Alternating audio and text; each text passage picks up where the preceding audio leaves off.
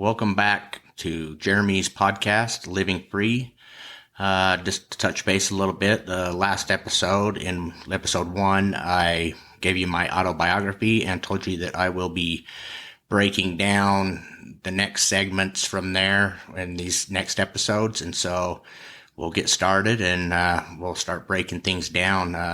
When I was 5 years old, I got really sick with a sickness called mono and missed almost my whole kindergarten year, first year in grade school, and stayed at home all the time with my mom. And then obviously the next year was first grade, which probably I shouldn't even have been going to because I'd missed all my academic starters and stuff within kindergarten and things like that. And I remember crying a lot and just hated going to school. I think because I stayed with my mom for so long that I got so attached to having her there and taking care of me that I really struggled going into the first grade. And I almost think that maybe that's where my early childhood trauma came from.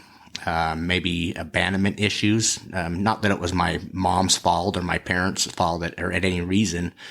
I think they were just doing what was best and just following what the public school guideline suggested, is just continuing on and going and everything else. And I just really disliked school at that time, but managed to get through it, second, third, fourth grade, and then started, I think, learning that I was a little different than other kids. I had some learning disabilities, was put into what they call resource classes, but my interpretation of it is that I was in stupid classes, and that really hurt. That really was hard to adjust to. And I think by telling myself that for years and years and years that I was dumb, I wasn't up to the other kids' standards, I felt shame about that. And so I finally found Little League Baseball, and I really thrived at that. I was really good at that and just continued to move forward in that. And I think that was kind of my outlet of not having to face reality and not have to worry that I wasn't good at something. I mean, I was good at baseball, so my dad was there and he was my coach, and I feel like I connected again with my parents and just continued to thrive by doing that. But by doing that, I think I hurt myself in the long run because I didn't realize at the time that, or my parents for that matter, that was probably how I was dealing with my abandonment issues. And I still to this day think that that's probably one of the biggest reasons why I suffer from mental illness is depression and anxiety. Is I felt both of them after leaving my mother's side for so long and just thrown into a classroom, and then later in life having to take special classes because I was slower than other kids and in learning and things like that. So I challenge all of you to, kind of look back at your early hood trauma. It can be just as simple as that. And I didn't get that until going to therapy, that maybe that was some of the reason why I started down the path that I did. And, back when I grew up as a kid, mental health was looked at like you're crazy. You need to go to the state hospital. You need to go be locked up. You're crazy. So there wasn't a lot of popularity, I guess you would say, around mental health crises. You didn't hear many people, nobody really brought it up. The most you heard about it was maybe criminal cases when somebody was trying to claim that they had mental health issues and things like that. And I think everybody just associated that, society anyway, with being crazy, and that you needed locked up care, and that was the only way to deal with it. I mean, medicine and things like that weren't as up to date as they are now. I mean, it's great now that everybody can get the help that they need right now. And, there's so many outlets and avenues out there to combat and take care of your mental health and your addiction right now. It's I mean, a lot of people say that it's a great time to be an addict or have mental health because there's just an abundance of places that want to help. I mean, some places are better than others. And obviously, you just, got to find your own fit too. I mean, not everybody gets, can go here and be perfectly fine. You might have to seek out a few extra therapists and things, the one that you connect with and you're willing to open up to and just really get to know.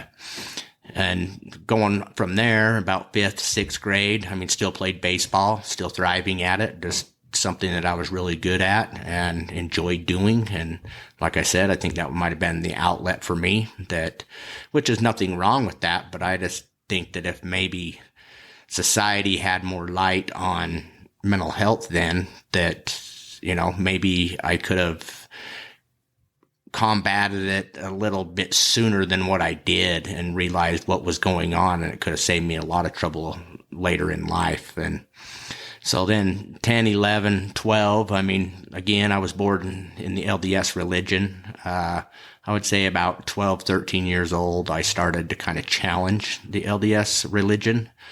I didn't care for it. It wasn't for me. I mean, I am a spiritual person, but when you put the religion in it, I don't agree with that. I think it ruins a lot of basic spirituality type things that is good that you need in your life is something that's a higher power and can really connect with and motivate you and helps you, be able to go farther in life. I mean, it can be as simple as going to the mountains and just meditating and relaxing. That could just be what you consider your higher power, and there's nothing wrong with that.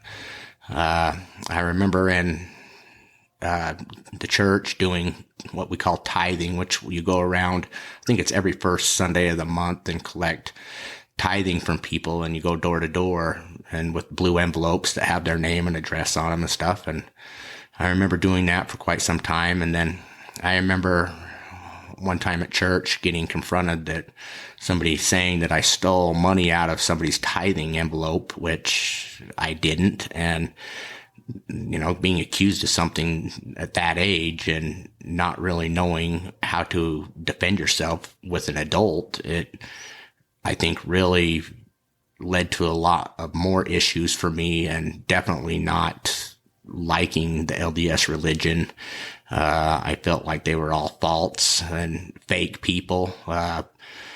Friday and Saturday they're out partying, but then Sunday they can come back to church and like nothing happened. I mean, bishops telling you that not to talk about something because you don't want to ruin somebody's life, and hiding information. And I just don't agree with it, I mean, they taught me good morals and good values in my life of how to treat people and how to give back to the people. That's something that they were really good at. I don't agree with their whole dialogue and everything, how they run things in that church. Going from 12, 13, 14, 15 years old is when I really started trying to find people that I fit in with. I struggled to find connections with people. And I guess in a way I started hanging out with the wrong crowd.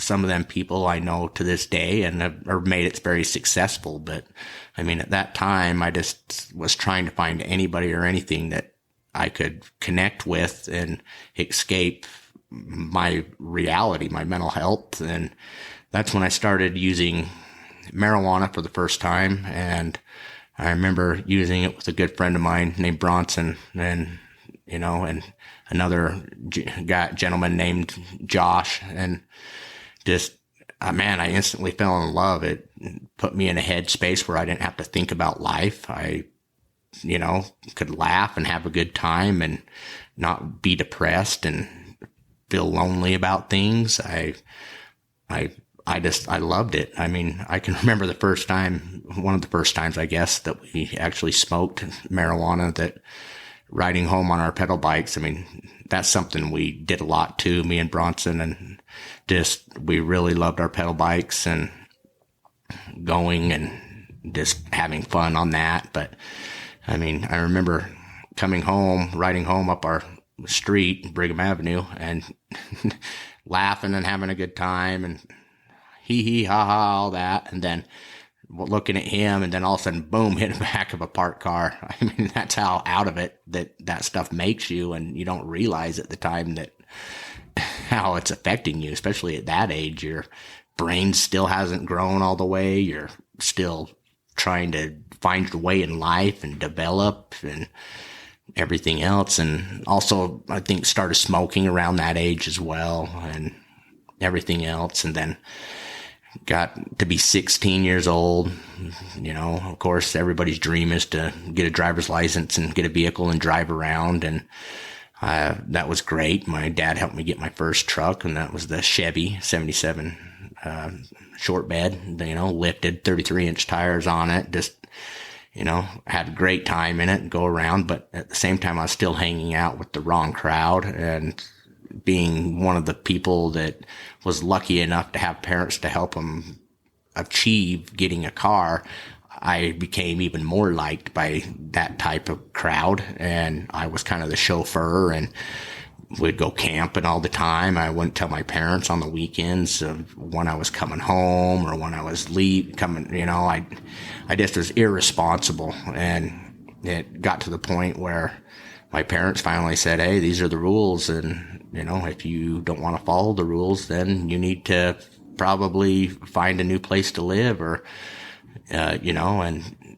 thinking that I was on top of the world, I talked to them and talked them into letting me drop out of school to go get a job doing concrete, which wasn't a bad job at the time. It paid fairly decent in the 90s and early 2000s. I mean, learned real quick how to do it and became a finisher, which even made more money. And I just think that, you know, that enabled me to even buy more marijuana. And, you know, then of course other things as I got older, but I didn't really think that through. And I mean, I don't blame my parents for that either. I mean, they didn't, you know, they're just trying to be parents. And the interruption there, I was talking about, you know, continuing to move forward in life and just, you know, really loving it.